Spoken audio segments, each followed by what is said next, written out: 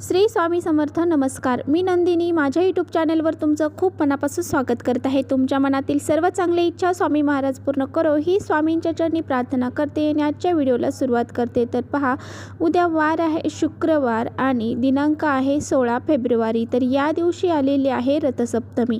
तर पहा, रथसप्तमी ही वर्षातील माघ महिन्यातील शुक्ल पक्षातील सप्तमी तिथीला येत असते. रथसप्तमी ही वेगवेगळ्या प्रकारे साजरी केली जाते.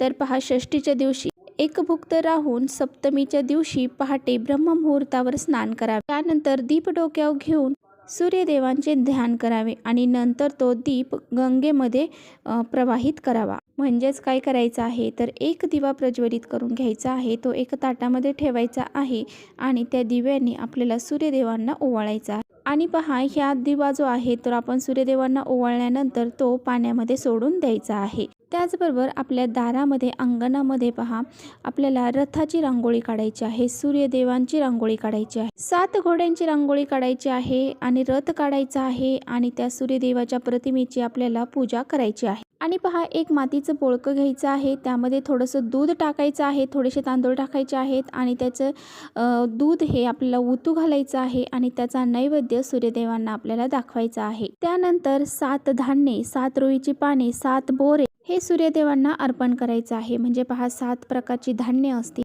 7 रुईची पानं आणि 7 बोरं ही आपल्याला सूर्यदेवांना अर्पण करायचे आहे आणि त्यानंतर त्यांना अर्घ्य अर्पण करायचं आहे. आणि पहा, ज्या महिलांचं हळदी कुंकू करायचं राहिलं असेल त्यांनी ह्या रथसप्तमीच्या दिवशी संध्याकाळी हळदी कुंकू करू शकतात. आणि सूर्यदेवाची उपासना करण्याचा हा अत्यंत प्रभावशाली दिवस आहे. त्यामुळे या दिवशी आपल्याला सूर्यदेवांची उपासना करायची आहे आणि त्या दिवशी व्रत देखील करायचं आहे. तर ह्या पूजा वगैरे तर आपल्याला रथसप्तमीच्या दिवशी करायच्याच आहेत. त्याचबरोबर आपल्याला काही उपाय देखील करायचे आहेत. तर पहा, आपल्याला असा एक अत्यंत प्रभावशाली उपाय मी तुमच्याशी शेअर करणार आहे. चिमूटभर काळे तीळ जे आहेत तर ते अशा ठिकाणी आपल्याला अर्पण करायचे आहेत.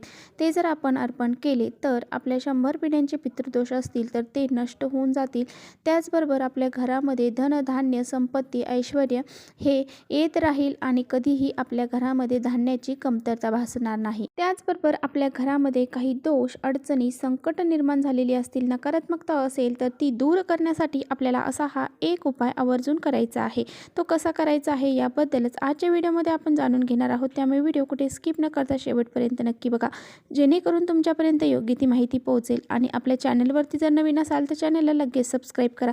असेच माहितीपूर्ण व्हिडिओ पाहण्यासाठी बेल आयकॉनलाही प्रेस करा, म्हणजे माझ्या नवीन व्हिडिओचे नोटिफिकेशन तुम्हाला सर्वात अगोदर मिळेल आणि तुम्ही एकही व्हिडिओ मिस करणार नाही. तर पहा, आपल्या घरामध्ये जर पितृदोष असेल तर आपल्याला कोणत्याही कामामध्ये यश प्राप्त होत नाही.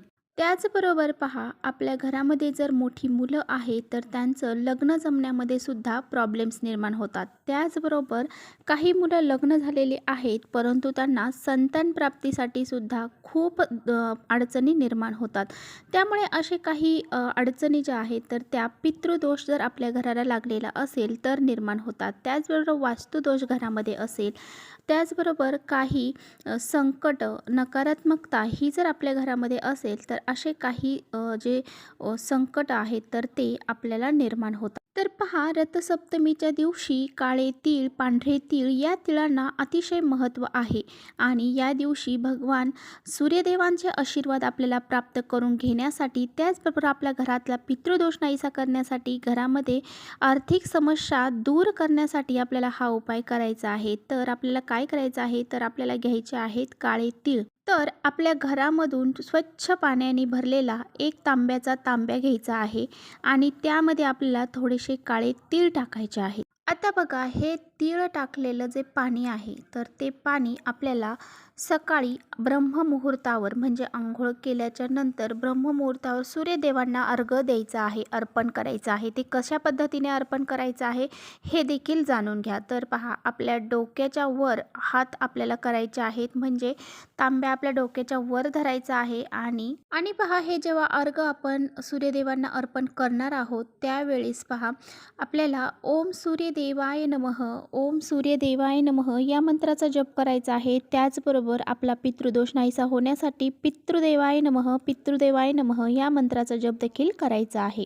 त्याचबरोबर आपल्याला सूर्यदेवांना प्रार्थना करायची आहे की माझ्या जीवनामध्ये जे काही पितृदोष आहे, जे संकट आहे, अडचणी आहे, दोष आहेत, ते सर्व दूर होऊ द्या आणि माझ्या घरामध्ये सुख, शांती, समृद्धी, ऐश्वर्य निर्माण होऊ द्या. माझ्या घरामध्ये कधीही आर्थिक समस्या जाणून देऊ नका. माझ्या घराची, मुलांची, पतीची खूप सारी प्रगती होऊ द्या, अशी आपल्याला प्रार्थना करायची आहे. अशा प्रकारे सूर्यदेवांना जेव्हा आपण हा अर्घ अर्पण करत असतो त्यावेळेस पहा, हे जे पाणी आहे तर ते आपल्या पितरांपर्यंत सुद्धा पोहोचलं जातं आणि आपले जे काही पितृदोष आहेत ते दूर होऊन जातात. तर पहा, अशा विशिष्ट तिथींना आपल्याला आपल्या पितरांचं स्मरण करायला अजिबात विसरायचं नाही. बाकी सर्व पूजा अर्चा तर आपल्याला करायच्याच असतात, परंतु पितरांसाठी सुद्धा आपल्याला काही उपाय घरामध्ये हे करायचे असतात. तर अशा प्रकारे जर तुम्ही असा हा एक उपाय जर केला तर आपल्यावरती सूर्यदेव देखील प्रसन्न होतील आणि त्याचबरोबर आपले पितृसुद्धा आपल्यावरती प्रसन्न होतील. त्यांच्या जीवनामध्ये जी मोक्षप्राप्तीचे मार्ग आहेत तर ते त्यांच्यासाठी मोकळे होतात आणि आपले दोष जे आहेत, लागलेले पितृदोष, ते दूर होऊन जातात. आता पहा, जेव्हा तुम्ही हे अर्घ दिलेलं पाणी आहे तर ते तुम्हाला ओलांडायचं नाही. मग काय करायचं तुम्ही, तर हे अर्घ देताना खाली तुम्हाला एखादी बादली ठेवायची आहे किंवा एखादं ताट ठेवायचं आहे आणि त्यामध्ये हे पाणी आपल्याला सोडायचं आहे. जेणेकरून हे पाणी तुम्ही कोणत्याही झाडाला घालू शकता. फक्त तुळशी मातेला आपल्याला हे पाणी घालायचं नाही, इतर कोणत्याही झाडाला तुम्ही हे पाणी घालू शकता. तर अशा प्रकारे अतिशय छोटा आणि साधा आणि सोपा उपाय आहे हा. आवर्जून तुम्ही उद्या करायचा आहे. हा उपाय जर तुम्ही केला तर तुमच्या जीवनातील जे काही पितृदोष आहेत ते नष्ट होऊन जातील. आपल्या घरामध्ये जे पैशाच्या अडचणी आहेत त्या दूर होऊन जातील आणि घरामध्ये आर्थिक समस्या देखील दूर होईल. घरामध्ये सुख, शांती, समृद्धी निर्माण होईल. तर पहा, तुम्हाला जर व्हिडिओ आवडला तर नक्की लाईक करा. चॅनलवर नवीन असाल तर चॅनलला सबस्क्राईब करा. परत भेटूया अशा छानशा व्हिडिओसोबत. तोपर्यंत श्री स्वामी समर्थ.